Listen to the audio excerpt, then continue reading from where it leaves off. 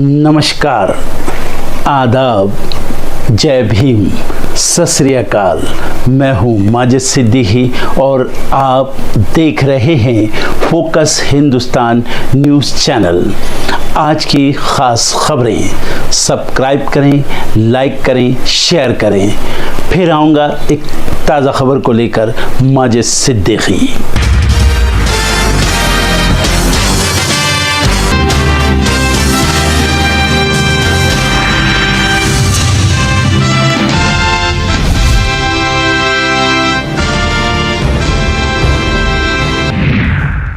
Monsoon सत्र के लिए रणनीति तैयार कर रही सरकार, राजनाथ सिंह के घर मंत्री समूह की बैठक।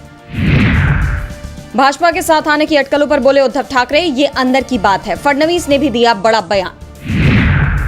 फडणवीस सरकार के मंत्री पर आंच, उद्धव गुट के नेता बोले मंत्री की मां के नाम पर मुंबई में डांस बार परमिट, इस्तीफा दे योगेश कदम। उत्तराखंड के बाद अब हरियाणा के स्कूलों की प्रार्थना सभा में शामिल होंगी गीता के श्लोक। उत्तराखंड के चमोली में भूकंप के झटके, रिक्टर स्केल पर 3.3 मापी गई तीव्रता। बिहार में बीजेपी उत्तरी जमीन पर अलग अलग विधानसभा क्षेत्रों में जाकर एसआईआर पर फीडबैक लेंगे बीजेपी नेता।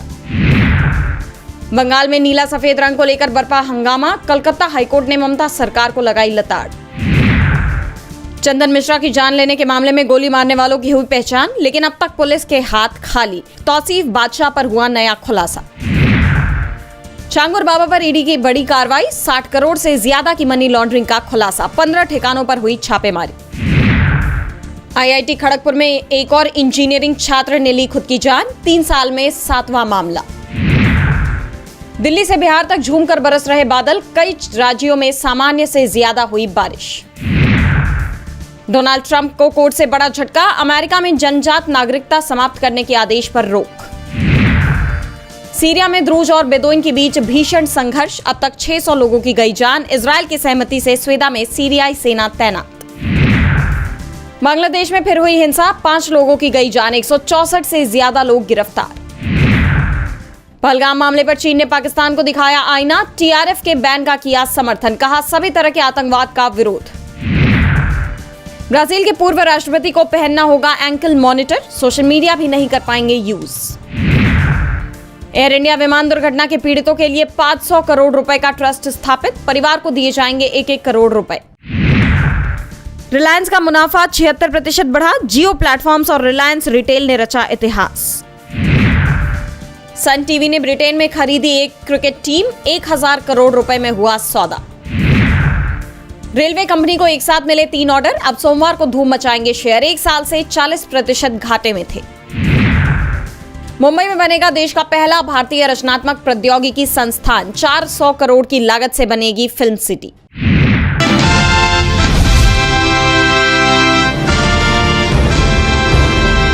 महाराष्ट्र में मराठी बनाम हिंदी विवाद थमने का नाम नहीं ले रहा है। मराठी बोलने का मुद्दा लगातार तूल पकड़ता जा रहा है। इस बीच महाराष्ट्र नवनिर्माण सेना यानी मनसे अध्यक्ष राज ठाकरे ने बीजेपी सांसद निशिकांत दुबे को बड़ी धमकी दी है। राज ठाकरे ने कहा, मैं यहाँ भाषा को लेकर कोई विवाद भड़काने नहीं आया हूँ, लेकिन सावधान रहो, तुम्हारे साथ कुछ भी हो सकता है। मैं हिंदू हूँ, लेकिन मुझ पर हिंदी थोपी नहीं जा सकती। एक बीजेपी सांसद ने कहा था कि हम मराठी लोगों को यहाँ पर पटक पटक कर मारेंगे। मैं दुबे को बोलता हूँ, तुम मुंबई आ जाओ, मुंबई के समंदर में डुबो डुबो कर मारेंगे। राज ठाकरे का ये बयान बीजेपी सांसद के उस बयान पर आया है जिसमें निशिकांत दुबे ने कहा था कि आप महाराष्ट्र में अगर बहुत बड़े बॉस हो तो चलो बिहार, चलो यूपी, चलो तमिलनाडु, तुमको पटक पटक कर मारेंगे। उनके इस बयान से विवाद खड़ा हो गया था और अब निशिकांत दुबे ने राज ठाकरे के इस वीडियो को शेयर करते हुए लिखा है कि मैंने राज ठाकरे को हिंदी सिखा दी। बता दें कि बीते दिनों ही मनसे कार्यकर्ताओं ने मराठी न बोलने पर एक दुकानदार के साथ मारपीट की थी और ये कोई पहला मामला नहीं था। इससे पहले भी महाराष्ट्र में मारपीट के कई मामले सामने आ चुके हैं, जिसके बाद से ये मामला गर्माता गया। मनसे पर गुंडागर्दी के आरोप लगने लगे और अब इस मामले में शुरू हुई बयानबाजी थमने का नाम नहीं ले रही है।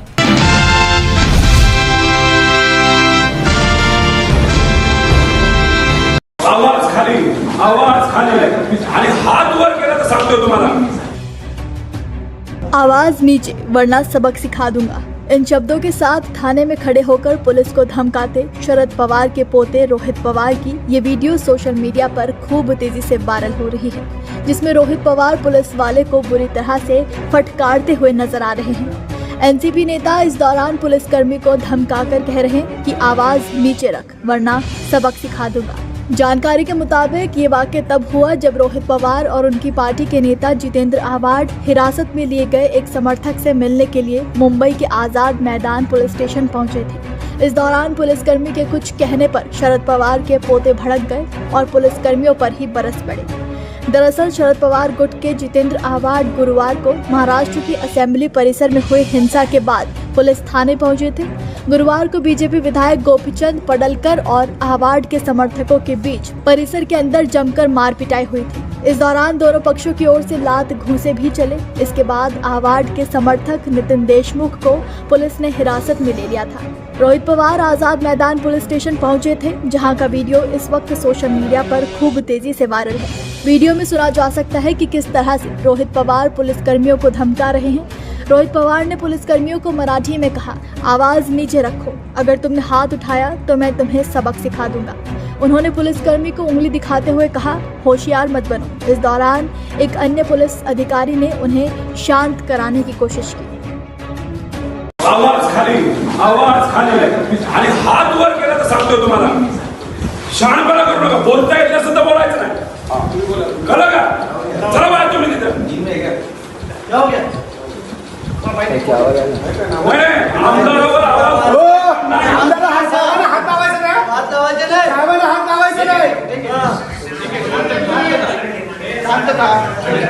पोलिसांना सहकार्य केलं, पोलिसांनी नीट वागले, गोखले साहेब मी नीट वागलं पाहिजे, नीट बोललं पाहिजे ना, हात लावायचं नाही असं वाटतं काय?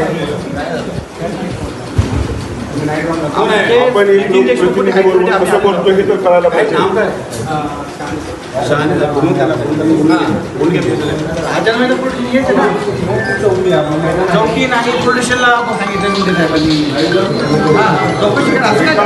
आणलं जाते आणि त्याची असणारी दखल घेतली जाते की काय? आणि तुम्ही साधे पीएस आहेत असं हात बीत करून बोलताय तुम्ही? एक रिस्पेक्टिव्ह बोलतो गर्दी झालेली आहे आम्हाला इथे आहोत ना, आम्ही इथे बसून घेतो। बहस का ये वीडियो सोशल मीडिया पर वायरल हो रहा है। हालात ये रहे कि सुरक्षा कर्मियों को उन्हें विधानसभा परिसर में घसीटकर वापस ले जाना पड़ा। दोनों गुटों को देर रात तक विधानसभा के अंदर ही हिरासत में रखा गया। इसके बाद दोनों पक्षों के समर्थकों को मरीन ड्राइव पुलिस के हवाले कर दिया गया।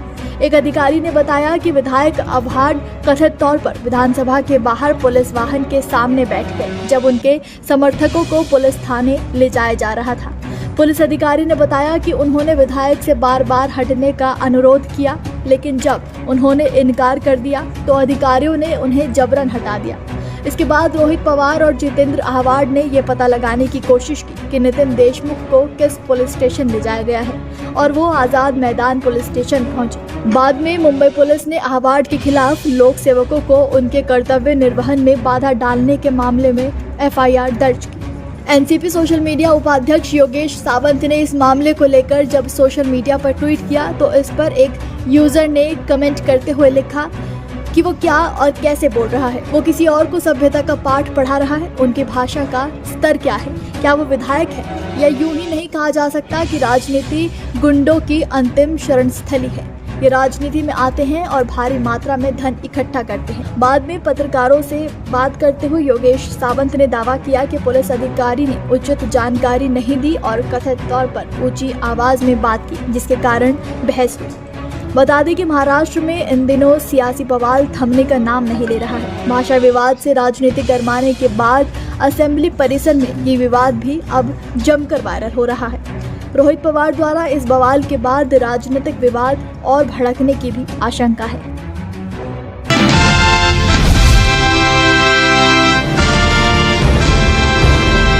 सुप्रीम कोर्ट ने केंद्र और महाराष्ट्र सरकार को मौजूदा अदालतों को विशेष अदालत बनाने के फैसले पर कड़ी फटकार लगाई है। अदालत ने साफ शब्दों में कहा है कि विशेष मामलों के लिए नई अदालतें बनाई जानी चाहिए, न कि पहले से ही बोझ तली दबी अदालतों पर और बोझ डाला जाए। जस्टिस सूर्यकांत और जस्टिस जयमौल्या बागची की पीठ ने अतिरिक्त सॉलिसिटर जनरल राजकुमार भास्कर ठाकरे को चेताया कि अगर वर्तमान अदालतों को एनआईए अधिनियम के तहत विशेष अदालतों के रूप में नामित किया जाता है तो इससे बुजुर्गों, विचाराधीन कैदियों, हाशिए के वर्गों और वैवाहिक विवादों जैसे अहम मामलों में सुनवाई में और देरी होगी। पीठ ने जोर देकर कहा कि सरकार को अधिक बुनियादी ढांचे का निर्माण करना चाहिए, जजों और कर्मचारियों की नियुक्ति करनी चाहिए और इन पदों को मंजूरी देनी चाहिए। अगर नई अदालतें नहीं बनाई जाती तो अदालतों को विशेष कानूनों के तहत दर्ज आरोपियों को जमानत देने के लिए मजबूर होना पड़ेगा, क्योंकि मुकदमों को तेजी से निपटाने के लिए कोई प्रभावी व्यवस्था उपलब्ध नहीं है। दरअसल सुप्रीम कोर्ट ने केंद्र और महाराष्ट्र सरकार को एनआईए, मकोका और यूएपीए जैसे विशेष कानूनों के तहत विशेष अदालतों की स्थापना के लिए उपयुक्त प्रस्ताव तैयार करने का आखिरी मौका दिया है। उन्हें 4 हफ्तों के अंदर अदालत के निर्देशों का जवाब देना होगा। इससे पहले 23 मई को भी सुप्रीम कोर्ट ने एनआईए मामलों की सुनवाई के लिए विशेष अदालतों की स्थापना पर जोर दिया था। अदालत ने इस बात पर भी जोर दिया कि केंद्र सरकार के बनाए गए कानूनों और राज्यों की तरफ से प्रस्तावित संभावित कानूनों की न्यायिक समीक्षा की जरूरत है। कोर्ट ने साफ किया कि एनआईए को सौंपे गए गंभीर और राष्ट्रव्यापी प्रभाव वाले मामले इसलिए तेजी से नहीं निपट पाए क्योंकि अदालतों के पीठासीन अधिकारी दूसरे मामलों में व्यस्त थे। इन सब का एकमात्र हल यही है कि विशेष अदालतें बनाई जाएं, जहां हर दिन विशेष कानूनों से जुड़े मामलों की सुनवाई हो सके।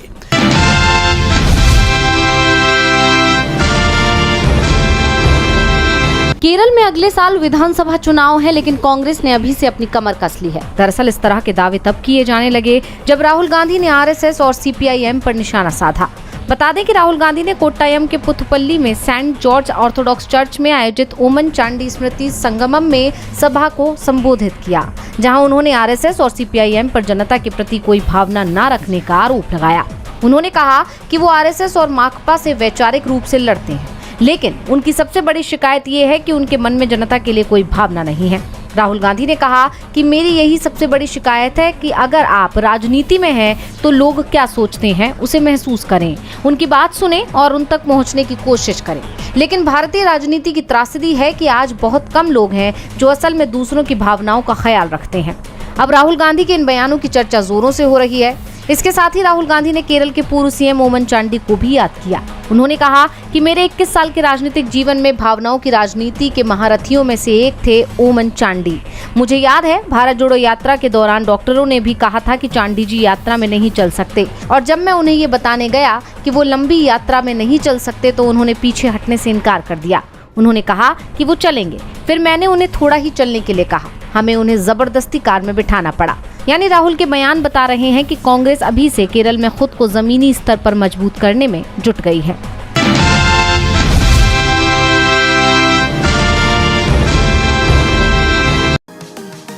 कर्नाटक के विधायकों की बड़ी मांग को कर्नाटक की सरकार ने मान लिया है। कर्नाटक के विधायकों को 50 करोड़ रुपए जन कल्याणकारी काम करने के लिए दिए जाएंगे। दरअसल कर्नाटक के विधायकों की ओर से कई बार फंड में कमी की शिकायतें आ रही थी, जिसे लेकर कर्नाटक की कांग्रेस सरकार ने बड़ा ऐलान कर दिया है। राज्य के हर विधायक को अपने क्षेत्र में विकास कार्य करने के लिए सरकार की ओर से 50 करोड़ रुपए दिए जाएंगे। 15 जुलाई को लिखे गए पत्र में मुख्यमंत्री ने कहा, राज्य के बजट 2025-26 में घोषित मुख्यमंत्री अधोसंरचना विकास कार्यक्रम के अंतर्गत आपके विधानसभा क्षेत्र को विशेष रूप से 50 करोड़ रुपए की निधि प्रदान की जाएगी। बता दें कि लोक निर्माण विभाग, सड़क और पुल कार्य, ग्रामीण एवं शहरी, उसके लिए 37.5 करोड़ रुपए प्रदान किए जाएंगे। वहीं अन्य विभागीय कार्य जिन्हें विधायक अपनी इच्छा से चुन सकते हैं, उनके लिए 12.5 करोड़ रुपए दिए जाएंगे। पूरे मामले को लेकर राज्य की विपक्षी पार्टियों ने कांग्रेस पर हमला बोला है। बीजेपी राज्य अध्यक्ष BY विजेंद्र येदियुरप्पा ने एक पोस्ट में कहा कि क्या आप कांग्रेस विधायकों के मुख्यमंत्री हैं या कर्नाटक राज्य के। उन्होंने आरोप लगाया कि मुख्यमंत्री की कुर्सी बचाने और कांग्रेस के असंतुष्ट विधायकों को संतुष्ट करने के लिए ये कदम उठाया गया है। ये बजट की पवित्रता को धूमिल करता है और भाई भतीजावाद को दर्शाता है। विजेंद्र ने कर्नाटक सरकार के फैसले को लोकतांत्रिक भावना का अपमान बताया। उन्होंने कहा कि सरकार का नजरिया एक आंख के लिए मक्खन, दूसरी के लिए नींबू जैसा है। कांग्रेस विधायकों को शेर का हिस्सा और विपक्षी विधायकों को खरगोश का हिस्सा दिया जा रहा है। इससे संवैधानिक मूल्यों और लोकतंत्र की भावना का अपमान हुआ है। इस तरह की सत्ता लोलुपता और पक्षपातपूर्ण राजनीति के कारण कांग्रेस का कर्नाटक में भी पतन तय है। लेकिन अब देखना होगा कि ये फंड विधायकों तक कब तक पहुंचेगा और क्या वास्तव में इस फंड का उपयोग जनता की समस्याओं को खत्म करने के लिए किया जाएगा या नहीं।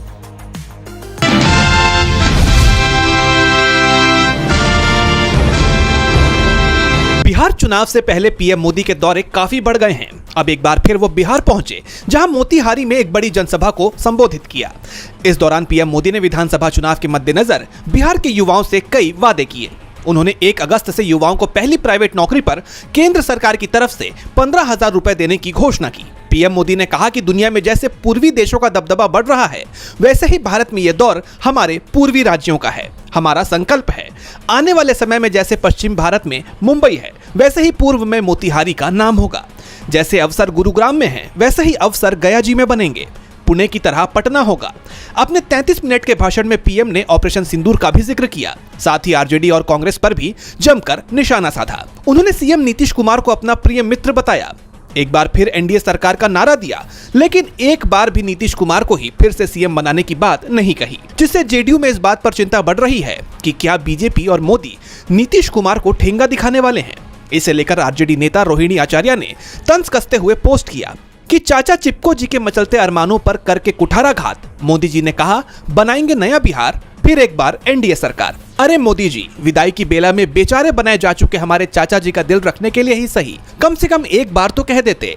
फिर से नीतीश कुमार। बिहार के बाद पीएम मोदी बंगाल पहुंचे, जहां दुर्गापुर में उन्होंने कई परियोजनाओं का उद्घाटन किया।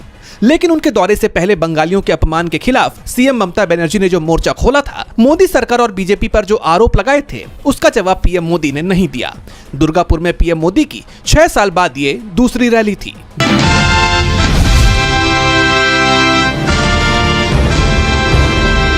ईरान इजरायल के बीच तनाव अभी खत्म हुआ भी नहीं था कि इजरायल एक और जंग में कूदने की तैयारी में जुट गया। इजरायल ने सीरिया पर ताबड़तोड़ हवाई हमले किए, जिसके चलते दोनों देशों में संघर्ष छिड़ता नजर आ रहा है, क्योंकि सीरिया के समर्थन में ईरान आगे आया है और उसकी तरफ से इजरायल पर हमले की चेतावनी भी दे दी गई। सीरिया पर इजरायली हमलों की निंदा करते हुए ईरान के विदेश मंत्री अब्बास अराक्ची ने कहा कि ये सब पहले से ही पूरी तरह से अनुमानित था। अगला निशाना कौन सी राजधानी या कौन सा शहर होगा। कट्टरपंथी इजरायली शासन की कोई सीमा नहीं है और वो सिर्फ एक ही भाषा समझता है। इजरायल के आक्रमण को खत्म करने के लिए सभी को एकजुट होना चाहिए। ईरान सीरिया की संप्रभुता और क्षेत्रीय अखंडता का समर्थन करता है और हमेशा सीरियाई लोगों के साथ खड़ा रहेगा, जबकि इससे पहले तक सीरिया की अंतरिम सरकार के साथ ईरान के संबंध अच्छे नहीं रहे हैं। लेकिन अब अचानक दोनों देशों के रुख में बदलाव आ रहा है।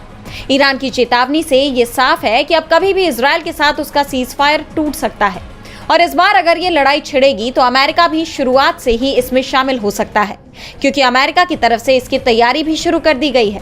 ईरान के सरकारी मीडिया ने दावा किया है कि ईरानी अधिकारियों को खुफिया जानकारी मिली कि अमेरिका कूटनीतिक बातचीत की आड़ में ईरान के खिलाफ युद्ध की तैयारी कर रहा है। यानी इजरायल को शुरुआत से ही ईरान के खिलाफ अमेरिका की मदद मिल सकती है। इस बीच तुर्की के राष्ट्रपति एर्दोआन का इजरायल को लेकर तीखा बयान सामने आया है। उन्होंने इजरायल को आतंकी देश करार दिया, जिसके बाद कहा जा रहा है कि अगर ये जंग छिड़ती है तो सीरिया के समर्थन में इजरायल के खिलाफ तुर्की भी मदद पहुंचा सकता है।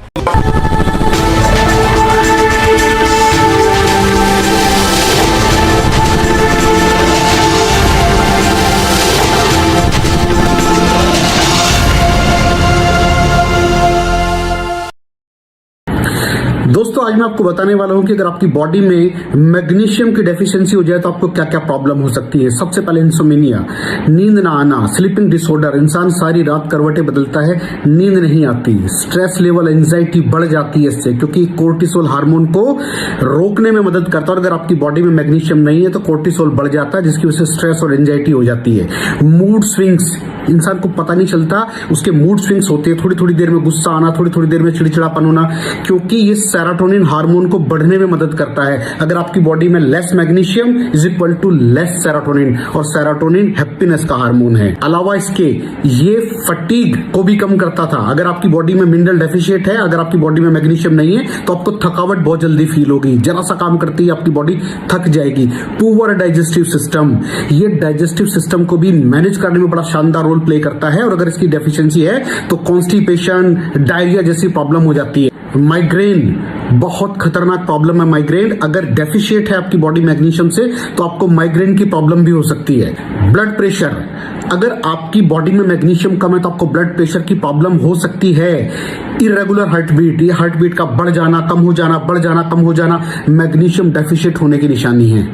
ऑस्टियोपोरोसिस, बोन हेल्थ वीक हो जाती है क्योंकि आपकी बॉडी का 60% जो मैग्नीशियम है वो आपकी बोन्स के अंदर होता है। अगर आप बाहर से मैग्नीशियम नहीं ले रहे हैं तो आपकी बॉडी जो है वो हड्डियों में से लेना शुरू कर देती है, जिसकी वजह से ऑस्टियोपोरोसिस की प्रॉब्लम भी हो सकती है, आपकी हड्डियां कमजोर हो जाती हैं। और मसल क्रैम्पिंग, मसल क्रैम्प, नस पे नस का चढ़ जाना, मसल्स पे अकड़ जाना, बिल्कुल चलना मुश्किल हो जाता है। तो मसल क्रैम्पिंग भी तभी होती है जब आपकी बॉडी में मैग्नीशियम की डेफिशिएंसी हो। और दोस्त, हमारे यहाँ 90% से ज्यादा लोग मैग्नीशियम डेफिशिएंसी के शिकार हैं। कहां से मिलेगा मैग्नीशियम, कितनी मात्रा में लें, किस क्वालिटी का लें? तो उसका जवाब है वेस्टीज प्राइम CMD। इसके अंदर आपको भरपूर मात्रा में मैग्नीशियम मिलेगा, आपकी सारी प्रॉब्लम सॉल्व हो जाएगी। Thank you so much. दर्शकों, देख लिया आपने हमारे वीडियो को। हमें खुशी होगी कि आपने हमारे न्यूज़ को लाइक किया और दूसरों को शेयर किया। अगर अभी तक हमारे चैनल फोकस हिंदुस्तान को सब्सक्राइब नहीं किया है तो तुरंत सब्सक्राइब करें, कमेंट करें और बेल आइकॉन को प्रेस करें। हम हाजिर हैं खबर के लिए।